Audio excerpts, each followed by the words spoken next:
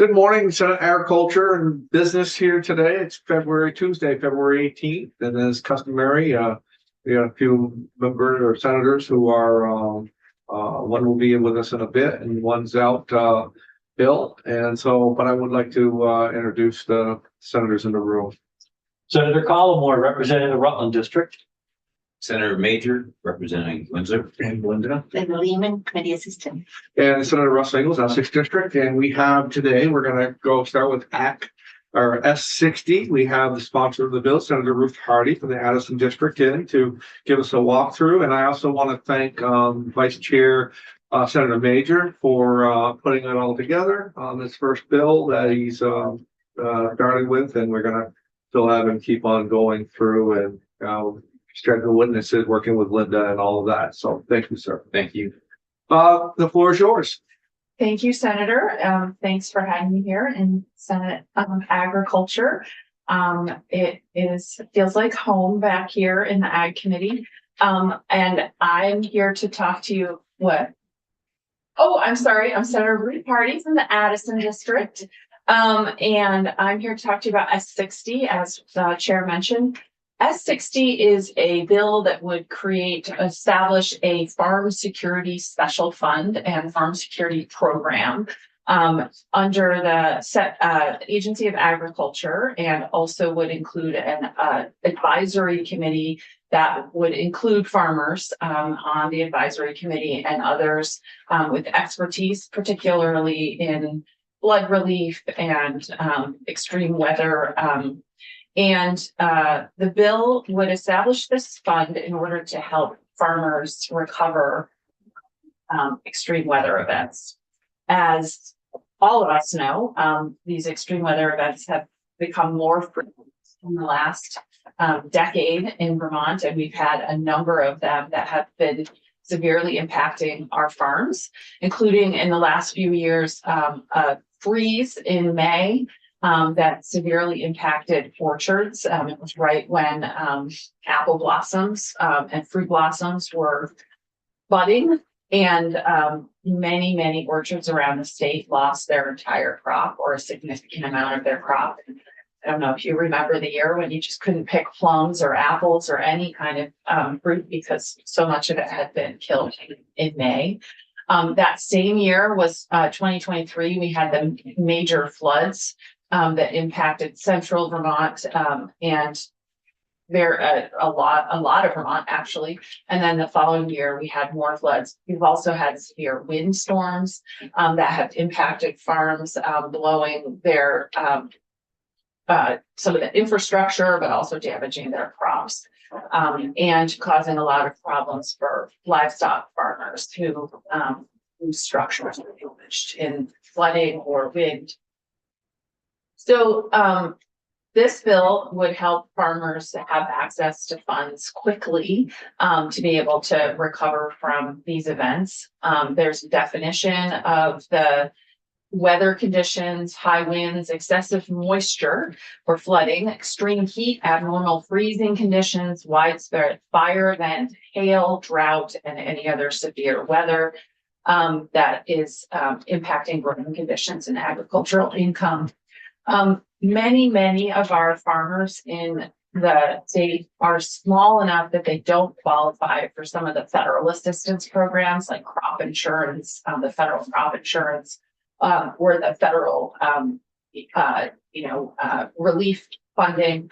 And one of the witnesses that I put on the list for Senator Major actually used to run some of the federal disaster relief programs, and he can come in and talk to you about those and the complications for some farmers in applying for them. So this is really supposed to be quick funds for farmers to recover, and also target some of the smaller farms that don't qualify for the big federal programs or don't have the bandwidth to apply for them, because as you know, the federal programs are more difficult to apply for, and who knows how long they'll be around at this point. So this would help a lot of Vermont farms and help make sure that our food system is secure in Vermont during a time when things are sort of unstable due to extreme weather. So I won't walk through the bill. I'm assuming you're gonna have Mike O'Grady in to walk you through the bill. He can go through the details of what the bill entails.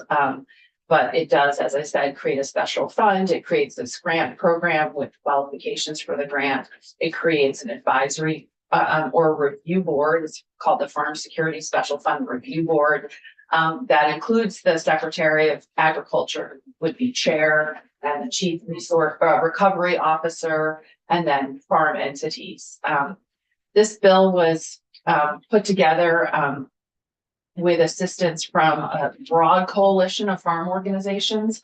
So I hope that you'll hear from a lot of them. I provided a witness list to Senator Major and to Linda that has those organizations, but also some specific farmers from my district. And I'm sure all of you have farmers from your district who would be interested in coming in to testify. I'm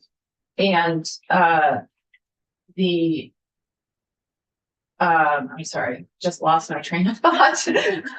But the bill right now does not include any kind of appropriation. It does include a formula for determining the amount of money that would be potentially necessary in the future. And that's really based on what kind of weather events we get, and using that to determine the damage to farms, the losses that are recorded, and then using a 3-year average to determine. We've heard that was about 20 million. Is that where you might have heard where that was?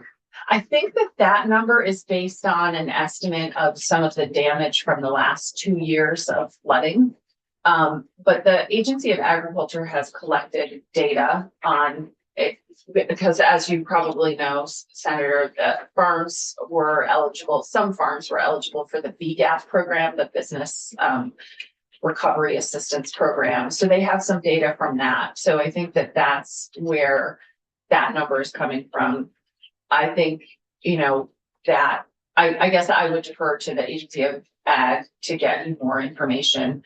And I think there is some federal funds that are still available that could cover some of the first year of the program, and then it would mean going forward. And as our farms and our state becomes more sort of resilient to the weather, hopefully that number will decrease. It's really dependent on how many losses we have. How do you envision this being different from BGAD? Well, first of all, it is specific to farms. So the BGAP program is businesses more broadly. This also would include farmers on the board that would review applications, and would be very much tailored to the types of losses that farms see. Businesses, sort of regular, quote unquote, regular businesses, because farms are businesses, of course. But the impact of extreme weather on farms is far different than, a restaurant or a factory or whatever. So they have, farmers depend on the weather. And so when the weather is crazy or extreme, that really messes with their entire business model. So, and importantly, not only farm businesses, but our food supply. If farmers can't milk the cows or harvest the vegetables or, pick the apples, then we don't have food to eat. And as we're in a situation now where we're trying to have more and more of our food come from local sources, if our farmers can't recover from extreme weather, then we're not going to be able to have our local food system be healthy. And is it your intent to exclude the large farms? Is there a reason that you didn't want to have the large farms in? I just thought I saw language in here that it was just for small and medium farms.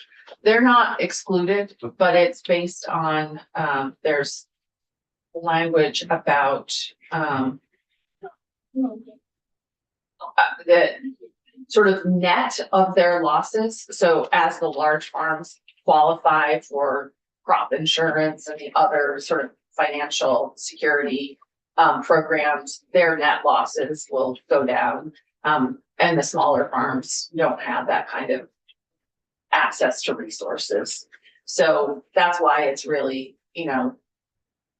it's more beneficial to them because they just don't have the type of infrastructure, the type of, financial resources that the larger firms have. And some of the questions, again, as we go down through the witnesses, we ask, and you might not know the makeup of it, and it wouldn't surprise me if you did or didn't. Just always like to give the presenter of the bill their thought process of how they had it laid out. As far as the advisory board that would be set up, would that be paid positions as far as going through there? Or would it be, how would you envision that? Or is that to be determined as the bill goes forward, which they're all, I want to get what your vision of it was. Yeah, so there are a couple members that would be ex officio, they would be on that board because of their positions, like the Secretary of Ag and the Chief Recovery Officer. Those people are doing it as part of their job, so they wouldn't be paid. But there would be representatives from entities with experience granting funds and to farmers. So those 5 members, if they are not doing it as part of their job, some of the entities who grant funds might be doing it as part of their job, in which case they wouldn't be paid. But the farmers would obviously be, doing this as an extra duty, and so they would be eligible for the stipends that anybody else would be, which are fairly minimal, but they're at least something to help them, and also, mileage if they do have to come and meet in person. But it would be, an advisory board, so they could meet remotely, and so I think the expense of the board would be pretty minimal. It's mostly just to help them be able to serve on it. Yes, sir. Thank you, Mr. Chair. Great to see you, Senator. Nice to see you too. Former member of the Senate Ag Committee. Yeah. So I have 3 questions, or maybe not questions, but 3 points. I noticed that you have NOAA as the entity that would determine whether the weather occurrence fell under this bill. And I didn't know whether there was an intersection between FEMA and NOAA. Does FEMA get their sort of direction from FEMA? I'm not sure how those 2 organizations or whatever work together. That is a good question, and I don't know the answer to that. So, I think NOAA is mentioned in here just Oh, it because is. we Yeah. were trying to figure out some kind of indicator of weather. I don't know if NOAA or the National Weather Service might be more appropriate. I guess I would ask some of the people who are involved in flood recovery and Doug Farnham, the Chief Flood Recovery Officer, may know the answer to that question, or maybe the secretary. But I think it was just getting an outside expert to be able to define the weather rather than just having all of us be like, yeah, that was bad weather. Okay. It's on National Oceanic and Atmospheric Administration. I went, that's interesting. That's on page 5. So the other 2, it's a recommendation from these other folks to the agency secretary. Does that allow that person, that happens to be a guy, Hanson Tebbeth, Yep. to have some flexibility in deciding who gets money and who doesn't? Or is it assumed that that's sort of like an automatic, well, they recommended it, so they're going to get it kind of thing? There is language in here that gives the secretary some flexibility to adjust awards. If he disagrees, or if some other information comes forward in the interim, then he could adjust those awards. And also just to make sure that they're using the money sort of appropriately or spreading it out. I obviously know you're going to do this, but you can look at that language and make sure it actually works, the relationship between the secretary and that board. I think that you'll find that farmers really, really wanted to be part of the process. And so that's why the board is sort of created, so they can really come to the table and talk about how this is impacting them. And also to ensure that the application process is farmer friendly. I mean, as you know, they don't really have a lot of time to fill out grant applications. So wanting to make sure that the program is really tailored to people who their primary job is being outdoors, taking care of animals and, taking care of their crops. not inside writing grant applications. So I think that's really, that board is trying to be that intermediary. But if the language about the relationship with the secretary needs to be tweaked, I'm open to that. I think it was mostly just give him flexibility, but also give the board the ability to make those recommendations. Just, I think it's a great idea, this security fund. And we have testimony from farmers who did experience severe losses and financial disruption. And I realize that the speed with which they'll be able to receive the funds is much better than the current situation. Yeah. Whenever it seems that you get, unfortunately, the federal government involved, it seems to not necessarily be any worse, but it does take longer. Yeah. So with that said, and I'm interested in hearing more about this. I don't know if the number's correct about the fund, but I'll just ask this, is this in the governor's recommended budget at all? It is not. Okay. Yeah. And it was interesting, and I'm not going to speak for the agency. They can come in and say their own thing, but they were waiting to see what was going to be in the governor's recommend until they, would sort of like tell me what they thought of this bill. So I think they were hoping there would be more in there for farms. So, but there's not, this is not in there. But I do think they will be really helpful in hearing from them about their thoughts about how, if we move forward with this, how we can make it work. Yeah. And I think one of the things to your question, Senator, about the BGAP program is that one of the things that people liked about it, the businesses really liked about it, is that it was easy to apply for and the turnaround was fast. And so that's kind of what this is really, but really tailored to farmers. Yep. I remember one thing I was going to say is I included this in the email that I sent to Senator Major and Linda. There was a great article that came out last May in 7 days that was quite long, that has a lot of information about different kinds of farms and how they've been impacted by extreme weather. And it has sort of testimony from a lot of different farmers in it. And I'm sure a lot of them would be happy to come in, and there's from all over the state. So like hits all of our districts really. So definitely recommend that article. And that's one of the reasons why I brought the BGAP up, because the people that came in here were thankful for the speed and how things went. And also, hearing your conversations as far as the makeup of how this goes, I could see us easily kind of gravitating towards that and having them maybe helping with the decision-making process as far as moving forward, tailored just for farmers. But again, it's your bill, and we want to make sure that isn't going to, upset you as far as us doing something different than what your intent was. Well, I think it's really important that this be an ag focused program and be in the Agency of Agriculture and have it be tailored to farm.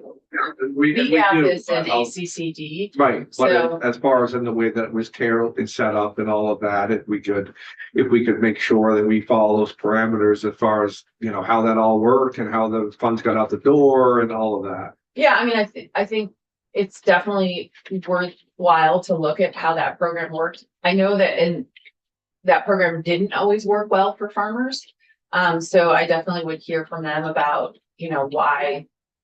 why it's important that they have their own sort of, targeted right toward agriculture. They are businesses, but they're very, very specific, different types Right. of businesses. And so I think taking what works for BGAP and I think that's what this does in a lot of ways. This is sort of modeled after BGAP in a lot of ways. The turnaround time, the application process, the review of it. But I think that BGAP didn't have, farmers at the table looking at the applications. And so having somebody who understands what it means to have your fields flooded and what that impact is on your business and what your losses, what kind of losses you have, or if you have to dump milk, or if you have to move your animals because your whole farmyard is flooded. Sure, there are many, many examples that farmers can bring to you. But there were a lot of farms in my district, and I'm sure all of our districts that have been impacted, and just hearing their stories has been, hard to hear, because it's been really difficult for them to recover. So just wanting to, especially as we can rely less and less on the feds to come through, and farmers aren't generally, they don't generally qualify for FEMA. So they can't, those are funds that they can't access.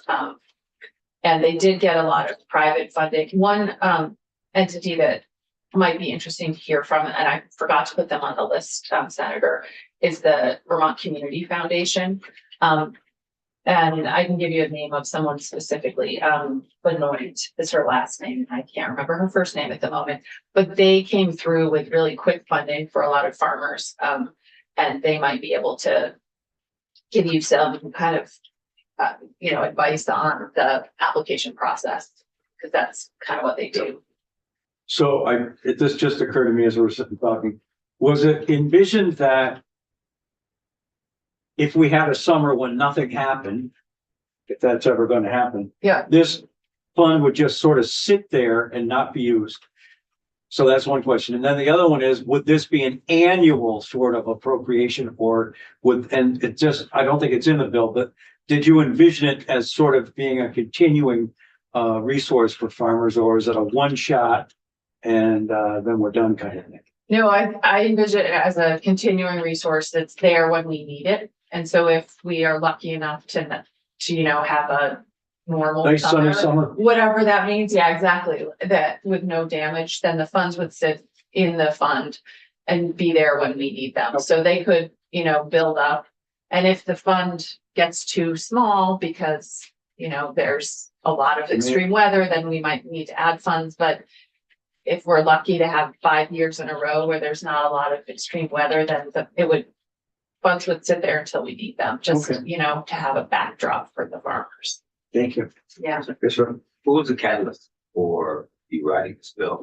What precipitated you to do this? Well, I come from Addison County, which is the largest farm county in the state. Franklin County, nobody's in the room from Franklin County. They'll tell you that they have the most dairy farms, which they have more dairy farms. We have more farms overall. So a lot of my constituents are farmers, or are involved in the food systems more broadly. And I also served on the Ag Committee with Senator Collmore in my first session. So like farm policy has always kind of been in the back of my mind. I grew up on a farm and worked on a farm. That's part of how I put myself through college. So I really think a lot about, the economics of farming. And then I was this fall, talking with Jackie Folsom, who I put on your list from the Farm Bureau. And she mentioned that a coalition of farm groups were talking about trying to put together a bill. And I said, I would be happy to work with you to do that, because I think that's really important. It's something that we need in the face of climate change. We need to have these kind of, backstops for how do we protect our most crucial systems. And there's nothing that's more crucial than our food system. So if we don't have a backstop in Vermont, and then we're going to lose a lot of farms.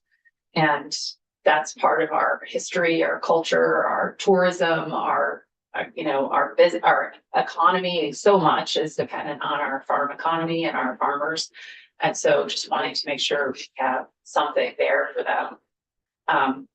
Yeah. I'm sorry. No, go ahead. So you, in essence, envision this as a safety net for medium to small farmers, in essence.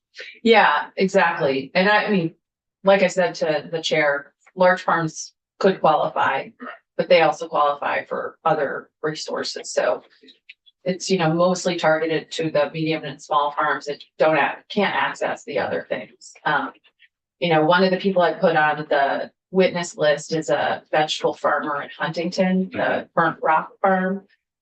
He was here the other day. Yeah, he's already been in. He's great, and he can tell you what happened to his farm during the floods last year. It was completely devastated. And he's small enough and has a diverse enough crop that his his diverse crop was able to help him get through because he had crops that survived and he has fields all over the place. But it was a huge hit to his operation to lose. I might say this wrong, so forgive me, Justin, if I'm wrong, but I think he lost like all of his broccoli crop, for example, and just when you can't get vegetables to eat, that's not good. What else, Senator, would you like to tell us about the bill? I think you can tell that we've been through the bill. We have a pretty good understanding, but is there anything that we're missing or anything else that you'd like to make a point of, that we should pay better attention to? I think it sounds like you guys have a good handle on it. I trust you to, do the work and have the people in and talk about it. I know how important it is to take care of our farms. There is a house companion that hasn't yet been introduced, but I think I just literally saw the house member in this morning and she said that I think it's going to be introduced this week. And I know that the House Committee is interested in this bill too. So there would be support in the other body. So if there's anything I can do to help move this forward, also Amy Schellenberger's, she's working with the Farm Coalition to really bring this bill through. So I know she can be helpful if you need any more witnesses as well. Well, we have the secretary coming in on Thursday, and then we have a walkthrough with the council on Friday. So we're going to be spending some attention with it. And at any time that you think that anytime you want to be in the room and those being discussed, of course, you're welcome. And anything else that you think as we're going down through and think that we're missing or not understanding, please let us know. But we're going to give it the due diligence, and we'll give it the process. Awesome. Well, thank you very much. I really appreciate it. Thank you for coming in. I'm sorry. Any other questions for Senator? Not for me. Okay. Awesome. Thank you very all. much. Thank you for Have a coming. good one. Good to see you, Linda. See you. Stephen is not coming in, right? He's not gonna do it soon. He's watching. Okay, no problem. We have Thank you. two people already from the kingdom. Okay, well, why don't we just Wanna wait take a till, 3-minute break, 5 minutes? yeah, we're gonna take a 5-minute break. Okay.